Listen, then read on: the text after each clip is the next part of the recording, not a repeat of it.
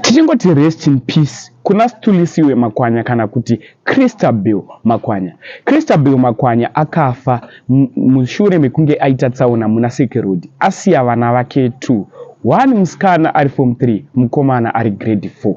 Muri Zimbabwe, I hope I find you well. Thank you nesupport yamuri kupa pano pa this YouTube channel Hatrari 263. I really appreciate you nesupport yamuri kutipa. Kana uchiri munyowani pa this YouTube channel subscribe mahara utina on the notification bell. Azvibhadhariswe ndini ndichange ndichifambira news updates ezvinhu zviri kuitika munyika yedu yeZimbabwe. Asi nyaya ndinozvomuzora nhasi inyaya yemushakabvu wedu uyo akaita tsaona muna Seke Road. Pakaitika tsaona pakafa vanhu vakawanda muna Seke Road. Anonzi iye involved patsaona yakaitika muna Seke Road.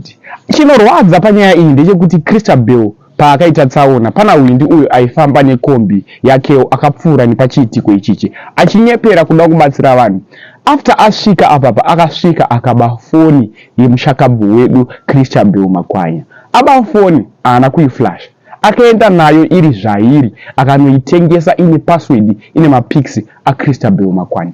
Zvisinei munhu akatengeserwa foni uyu akaenda nayo kuchitungwiza kwaigara Christabel Makwanya ikoko achida kunoiflashisawo kune vava vanoziva nyanzvi dzinoflasha mafoni.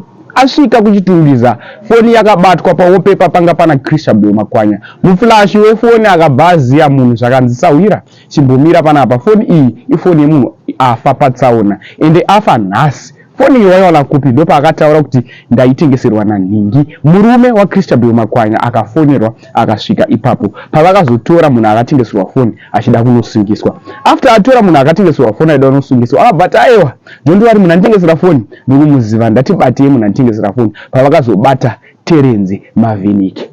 Lokumburoto zvaunofuka comment section pamusoro penyaya chikoti rest in peace kuna Stulisiwe. Zvinhu zvinorwadza hazvo kuti iwewe unoti turi chidumbu chako vamwe vanhu vane ushingi vachinobira munhu afa.